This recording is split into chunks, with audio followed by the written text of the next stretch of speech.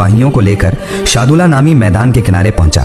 वहां पहुंचकर फिरौन ने सिपाहियों से कहा, तुम सब यहाँ खड़े रहो, मैं कुछ बंदोबस्त करता हूँ। ये कहकर वो अपने साथ चालाकी से एक सुनसान गुफा की जानिब चल दिया। फिर वो सजदे में गिर पड़ा, रोते हुए बोला, ए रहम करने वाले, रहमत के समुद्र, तेरी कुदरत की कोई हद नहीं, तेरी रहमत की कोई इंतहा नहीं। मैं तेरा हकीर बंदा हूँ, तू रहमत के समुद्र है। इस हकीर बंदे की दुआ कबूल कर दे, मेरी इज्जत और मकाम बचा दे। दुनिया में मेरा वकार बरकरार रख, आखिरत में मैं तुझसे कुछ नहीं मांगता। अगर चाहे तो मुझे दोज़ख की आग में सजा देना, फिर भी दुनिया में मेरा वकार बचा दे। ऐ मेहरबान, नील दरिया में पानी नहीं है। एक तरफ तो मिस्र के लोग मौत के दहाने पर पहुंच रहे हैं, बेगुनाह बच्चे, औरतें, बूढ़े सब मौत के गिलास में जा रहे हैं। ऐ रहम करने वाले, कम से कम उनके बारे में सोचकर मेरी दुआ कबूल फरमा दे, तेरी रहमत की कोई इंतहा नहीं। दूसरी तरफ तेरे इस हकीर बंदे की इज्जत मिटकर राख हो जाएगी, लोग मुझे बदनाम करेंगे, मुल्क के सामने मैं मजाक बन जाऊंगा। ऐ बुजुर्ग रहनुमा, ऐ मेहरबान, तू मेरी हालत से हमेशा बाखबर है, फिर भी मैं तुझसे इल्तिजा कर रहा हूँ, बराए मेहरबानी मेरी दरखास्त कबूल कर दे, मैं तेरी हमेशा शुक्रगुजार रहूंगा। ये कहकर वो बेसाख्ता रो पड़ा। उसी वक्त कहीं से गुफा के बाहर से एक बुजुर्ग ने जोर से आवाज दी, जापना जरा बाहर आओ। अचानक फिरौन चौंक उठा। तब वो बुजुर्ग बोला, जापना, मैं आपके सामने एक आदमी की शिकायत लेकर आया हूँ, आप इंसाफ फरमा दें। गुफा के अंदर से फिरौन बोला, आप कौन हैं? यहाँ आपको आने की इजाजत किसने दी? ये तो इंसाफ का मकाम नहीं है, आप कल शाही अदालत में आइए, मैं आपको इंसाफ सुना दूंगा।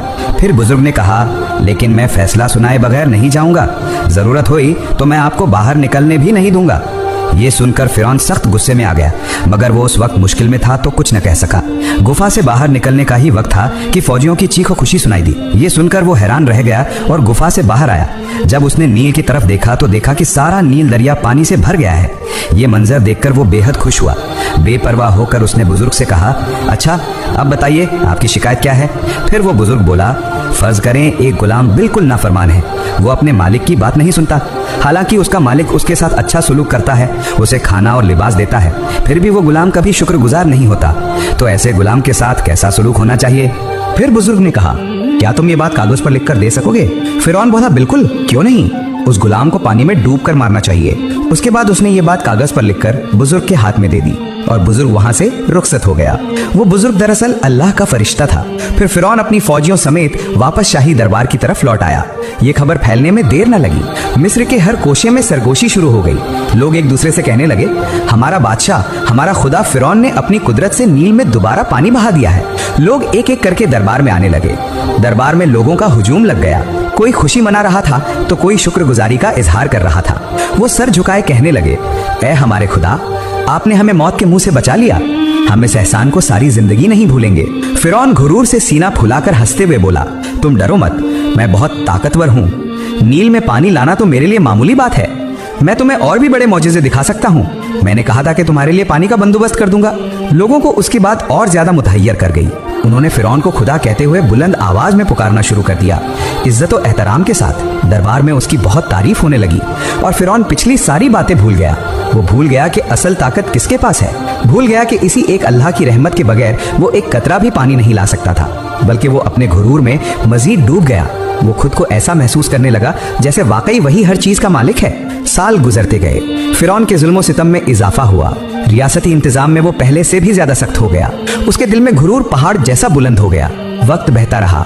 1 साल नहीं, 2 साल नहीं, 3 साल मिस्र के आसमान पर एक कतरा भी बारिश न हुई। जमीन टूट फूट हो गई, फसलें खराब हो गईं, मवेशी मर गए और लोग दिन ब दिन दर्द और कर्ब में मुब्तला होते गए। मिस्र में मुसलसल 3 साल बारिश न होने की वजह से कहत आ गया।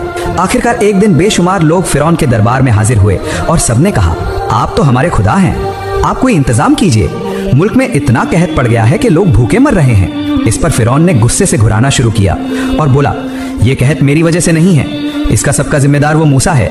उसकी साजिशों और बदकारियों हैं जिनकी वजह से मिस्र इस हाल में पहुंचा है। ये सब मूसा की वजह से है। तुम लोग जाओ, देखो वो अपने खुदा से कहें तुम्हारे लिए क्या कर सकता है। फिर सब लोग फिरौन के कहने पर हजरत मूसा अलैहिस्सलाम के पास हाजिर हुए और बोले, ए मूसा, अगर तुम अपने खुदा से कहकर हमें इस सख्त कहत की मार से बचा सकते हो तो हम मान लेंगे कि तुम अल्लाह के सच्चे नबी हो और हम तुम्हारे खुदा पर ईमान लाएंगे। उस वक्त हजरत मूसा अलैहिस्सलाम अकेले कमरे में चले गए और अल्लाह रब्बुल आलमीन के हुजूर दुआ की, ए अल्लाह, तू तो सारे जहानों का परवरदिगार है, तू रहमत का समंदर है। ऐ अल्लाह, इन भूखे लोगों पर रहम फरमा, इन्हें इस खौफनाक कहत से नजात दे, अपनी रहमत की बारिश नाजिल फरमा। अल्लाह रब्बुल आलमीन ने अपने नबी की दुआ कबूल कर ली। अचानक आसमान पर काले बादल छा गए, बिजली कड़की और फिर जोरदार बारिश बरसने लगी। मिस्र की सूखी जमीन तर हो गई, खेत खलिहान फिर से हरे भरे हो गए। उसके बाद हजरत मूसा अलैहिस्सलाम उन लोगों के पास जाकर बोले, ऐ मेरे प्यारे भाइयों, अब तुम ईमान लाओ, एक अल्लाह के सिवा कोई माबूद नहीं, वही हमारा रब है। ये सुनते ही वे लोग कहकहा लगाकर हंस पड़े और बोले, ऐ मूसा, हम तुम्हारी बात नहीं सुनेंगे, क्योंकि हमारे परवरदिगार फिरौन और हमारे देवी देवताओं की किरम से ही मुल्क में बारिश हुई है और फिर से खेतियां लहलहा उठी हैं। उन्होंने हजरत मूसा अलैहिस्सलाम की बात ना मानी। फिर हजरत मूसा अलैहिस्सलाम वापस घर आ गए, लेकिन तब भी फिरौन का घमंड कम ना हुआ। वो लोगों के सामने खड़ा होकर ऐलान करने लगा, देख रहे हो, मेरी वजह से आसमान से बारिश नाजिल हुई, अगर मैं खुदा ना होता तो क्या इस तरह कहत दूर होता।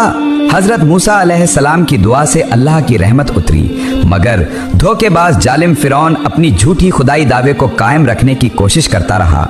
कुछ दिन बाद मिस्र पर फिर एक के बाद एक आफत नाजिल हुई। अल्लाह का गजब फिरौन और उसकी कौम पर उतर आया। सबसे पहले जबरदस्त सैलाब आया, नील दरिया उबल पड़ा और सब कुछ बहा ले गया। लोग चिल्ला उठे, हम कहां पनाह लें, घर खेत मवेशी सब कुछ सैलाब की लहरों में बह गया। लेकिन फिरौन, वो अपने शाही तख्त पर बैठा घमंड से हंसता हुआ कहने लगा, ये तो मुख्तसर तबई वाकया है, इसका मेरी खुदाई से कोई ताल्लुक नहीं। कुछ दिन बाद और भी सख्त अजाब आया। मिस्र के हर खेत में टिड्डी दल का सियाह तूफान उतर आया। लाखों करोड़ों टिड्डियां पलक झपक में गेहूं जौ धान सब कुछ चट कर गईं। उसके बाद एक नई मुसीबत आई, जुएं। लोगों के जिस्म कपड़े घर सब जगह जुओं से भर गए। लोग खुजलाते खुजलाते पागल होने लगे। बच्चों की चीखें, बूढ़ों की फरियाद हर तरफ सुनाई देने लगी। लेकिन अल्लाह का गजब यही न रुका। अचानक मिस्र की नहरों, तालाबों और दरियाओं से बेशुमार जहरीले मेंढक निकल आए। रास्ते, घर, खाने के बर्तन, पानी के बर्तन, हर जगह मेंढक ही मेंढक छा गए। मगर फिरौन अपनी सल्तनत के उरूज पर शाही तख्त पर बैठा घमंड में फट रहा था। चारों तरफ सिपाही, खादिम, गुलाम। ऐसी खौफनाक हालत में एक दिन फिरौन का एक सिपाही दौड़ता हुआ आया और बोला, हुजूर, एक अजीब वाकया हो गया है। न जाने कहां से हजारों जहरीले मेंढक निकल आए हैं। लोग बेहाल हो गए हैं, कोई अब सुकून से जी नहीं सकता।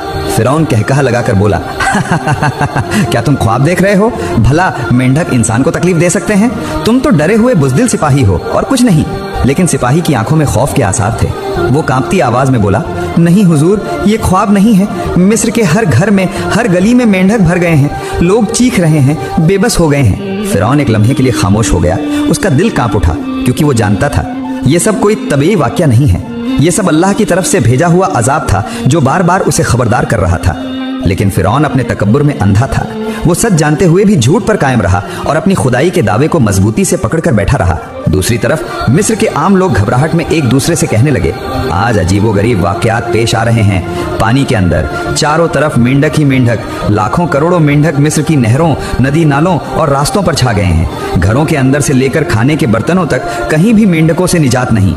आखिरकार एक गिरोह फिरौन के दरबार में हाजिर हुआ और कहने लगा, हुजूर, आप तो कहते थे आप ताकतवर हैं, आपके देवता ताकतवर हैं, तो आज ये क्या माजरा है? मेंढकों के लश्कर ने हमारी नींदें उड़ा दी हैं। हमारे बच्चे खौफ से रो रहे हैं। खाने पीने की चीजें बर्बाद हो गई हैं। फिरौन ने पहले कहकहा लगाकर टाल दिया। वो बोला, ये तो कुछ भी नहीं। हमारे देवता चाहें तो पलक झपकते ही सब खत्म कर देंगे। तुम लोग फिक्र न करो, मैं अभी इंतजाम करता हूँ। तुम लोग घरों को लौट जाओ। इसके बाद लोग अपने घरों को वापस चले गए। लेकिन मेंढकों के लश्कर रुके नहीं, बल्कि दिन ब दिन बढ़ने लगे। सिपाहियों के जूतों के अंदर, बावर्ची खाने के देगचों के अंदर, यहाँ तक कि फिरौन के महल के बिस्तर तक पर मेंढक छलांग लगा लगा कर पहुंचने लगे। तब फिरौन चीख कर बोला, जाओ अभी मूसा को बुलाकर लाओ, मैं उसके साथ मुआहिदा करना चाहता हूँ। दो सिपाही हजरत मूसा अलैहिस्सलाम को ये खबर देने के लिए रवाना हुए। लेकिन रास्ते में ही उन्होंने कुछ लोगों को देखा जो हजरत मूसा अलैहिस्सलाम से कह रहे थे, ऐ मूसा, हमें इस मुसीबत से निजात दो। अपने अल्लाह से दुआ करो कि ये अजाब हटा दे। अगर तुम ये कर सको तो हम वादा करते हैं कि यकीनन तुम्हारे अल्लाह पर ईमान लाएंगे और तुम्हें सच्चा नबी मानेंगे। ये बात खत्म होते ही वे दोनों सिपाही उनके पास पहुंचे और सारा माजरा कह सुनाया। उस वक्त हजरत मूसा अलैहिस्सलाम ने देर न की और फौरन फिरौन के शाही दरबार में हाजिर हो गए। हजरत मूसा अलैहिस्सलाम को देखते ही फिरौन फिरौन बोला, ए मूसा, अपने रब से दुआ करो कि ये मेंढक हमसे दूर हो जाए। मैं वादा करता हूँ तुम्हारी कौम को आजाद करूंगा और तुम्हें सच्चा नबी मान लूंगा। और ये भी कहा कि मैं वादा करता हूँ कि तुम्हारे रब पर ईमान लाऊंगा। पूरे अवाम की हालत और बच्चों, बूढ़ों और मासूम इंसानों का ख्याल करके हजरत मूसा अलैहिस्सलाम का दिल पिघल गया। आखिरकार वो घर वापस आए और अल्लाह के हुजूर दुआ की। कुछ ही वक्त में शहर से मेंढक खत्म हो गए। लोगों के दिलों को सुकून नसीब हुआ। दूसरी तरफ फिरौन ने लोगों को ये समझा दिया कि ये मेरी ताकत के सबब मेंढक खत्म हुए हैं। फिर हजरत मूसा अलैहिस्सलाम उन लोगों के पास आए और कहा, ए मेरे अजीज भाइयों, अब तो मुसीबत खत्म हो गई, लिहाजा तुम अल्लाह पर ईमान ले आओ। लेकिन वे कह मार कर बोले, हम तुम्हारे अल्लाह पर ईमान क्यों लाएं? तुम्हारे अल्लाह से कोई भला नतीजा नहीं निकला। जो कुछ हुआ वो तो फिरौन की वजह से हुआ है। फिर हजरत मूसा अलैहिस्सलाम फिरौन के शाही दरबार में हाजिर हुए और कहा, तुमने तो कहा था, तुमने वादा किया था कि ये मुसीबत टल गई तो अल्लाह पर ईमान लाओगे। लेकिन सख्त दिल और मक्कार फिरौन ने अपना वादा तोड़ दिया। वो हंसते हुए बोला, मैं वादा नहीं निभाऊंगा, मैं ही मिस्र का सबसे ताकतवर रब हूँ। ये सुनकर हजरत मूसा अलैहिस्सलाम बहुत परेशान दिल के साथ वापस लौटने लगे। यूं फिरौन का झूठ और तकब्बुर बढ़ता ही रहा। हालांकि वो ये भूल गया कि ये तो सिर्फ अल्लाह का एक अजाब था, उसके लिए और भी भयानक यातनाएं इंतजार कर रही थीं। फिर अल्लाह रब्बुल आलमीन ने हजरत मूसा अलैहिस्सलाम को फिरौन और उसके अनुयायियों पर नाराज होकर आदेश दिया, ए मूसा, तुम बनी इसराइल को लेकर एक रात चुपचाप मिस्र से निकल जाओ। तुम सब नील नदी के किनारे पहुंचो, मैं तुम्हें हिकमत के साथ नदी पार करा दूंगा और फिरौन और उसके अनुयायियों को नील के पानी में डुबो दूंगा। आखिरकार अल्लाह के आदेश से हजरत मूसा अलैहिस्सलाम अपने अनुयायियों को लेकर मुहर्रम की 9वीं तारीख की रात चुपके से रवाना हुए। हजरत हारून अलैहिस्सलाम काफिले का मार्गदर्शन कर रहे थे। लेकिन हैरानी की बात यह थी कि इतने बड़े काफिले के मिस्र से निकलने के बावजूद किसी ने नहीं देखा। इसकी वजह यह थी कि उस समय मिस्र में हैजा की महामारी फैल गई थी। जब हजरत मूसा अलैहिस्सलाम और हजरत हारून अलैहिस्सलाम अपने साथियों के साथ नील की तरफ रवाना हो रहे थे, ठीक उसी समय एक सिपाही ने उन्हें देख लिया। उसने तुरंत फिरौन के पास जाकर कहा, हुजूर, मूसा अपने अनुयायियों को लेकर देश से भाग रहा है। ये खबर सुनते ही फिरौन गुस्से में चीख पड़ा और बोला, तुरंत सेना को तैयार करो, मैं हर एक बनी इसराइली को इबरत का निशाना बना दूंगा। इस आदेश के मुताबिक 20 लाख घुड़सवार सेना के साथ फिरौन नील की तरफ रवाना हुआ। आगे आगे फिरौन और पीछे लश्कर। इधर हजरत मूसा अलैहिस्सलाम अपने अनुयायियों के साथ नील नदी के किनारे खड़े थे। ठीक उसी समय हजरत जिब्राइल अलैहिस्सलाम तशरीफ लाए और कहा, अल्लाह का नाम लेकर अपनी लाठी दरिया पर मारो। हजरत मूसा अलैहिस्सलाम ने लाठी मारते ही दरिया के बीच में एक चौड़ा रास्ता बन गया। इस तरह हजरत मूसा अलैहिस्सलाम और उनके साथी 12 काफिलों की शक्ल में आराम से गुजर गए। वे पीछे मुड़कर देखने लगे कि फिरौन का लश्कर दरिया के किनारे पहुंच गया है। ये नज़ारा देखकर बनी इसराइल घबरा गए और सोचने लगे, अगर फिरौन का लश्कर हमें पकड़ ले तो हमारे बचने का कोई रास्ता नहीं। इधर फिरौन जब नील नदी के किनारे पहुंचा और दरिया के बीच में सूखा रास्ता देखा तो ये करिश्मा देखकर हैरान रह गया। उसने सोचा, ये मूसा का कोई जादू तो नहीं? अगर हम इस रास्ते से गुजरें तो कहीं कोई आफत ना आ जाए, लेकिन अगर अभी ना निकले तो वे सब हमारी पहुंच से बाहर हो जाएंगे, फिर पकड़ना मुमकिन ना होगा। फिरौन सोच में डूबा हुआ था कि अचानक हजरत जिब्राइल अलैहिस्सलाम एक सिपाही का रूप धारण कर घोड़े समेत उस रास्ते पर दरिया पार कर गए। ये देखकर फिरौन के दिल में हौसला पैदा हुआ। वो भी घोड़े पर सवार होकर रास्ते में उतर पड़ा। उसके पीछे पूरा लश्कर चल पड़ा। मगर जैसे ही वे सब दरिया के बीच में पहुंचे, ऊपर से पहाड़ों की तरह ऊंची लहरें समंदर की तूफानी गरज की तरह गरजती हुई आईं और रास्ते को निगल गईं। फिरौन और उसकी सेना नील के पानी में डूबकर हलाक हो गए, एक भी न बच सका। इधर बनी इसराइल दरिया के पार खड़े ये नज़ारा देखकर खुशी से नारे लगाने लगे। जब फिरौन पानी में डूब रहा था तो उसने हजरत मूसा अलैहिस्सलाम को खड़ा देखा और चिल्लाया, ए मूसा, मेहरबानी करो, मुझे बचा लो, मैं तुम्हारे अल्लाह पर ईमान लाऊंगा और तुम्हें अल्लाह का नबी मान लूंगा। मगर हजरत मूसा अलैहिस्सलाम ने उसकी पुकार का जवाब नहीं दिया। कुछ मुफस्सिरीन बयान करते हैं कि जब फिरौन नील के पानी में मौत के करीब था तो हजरत जिब्राइल अलैहिस्सलाम ने कहा, ए फिरौन, आज तुम बेफायदा गिड़गिड़ा रहे हो। नाफरमान बंदे का अंजाम क्या होना चाहिए तुमने खुद अपने हाथों से लिख दिया था। ये देखो वही तहरीर। फिर वो कागज दिखाया जिसमें खुद फिरौन ने लिखा था कि नाफरमान गुलाम को पानी में डुबो देना चाहिए। इस तरह वो सख्त दिल फिरौन नील के पानी में डूबकर मर गया। अल्लाह की ताकत के सामने फिरौन का तख्त कुछ नहीं था।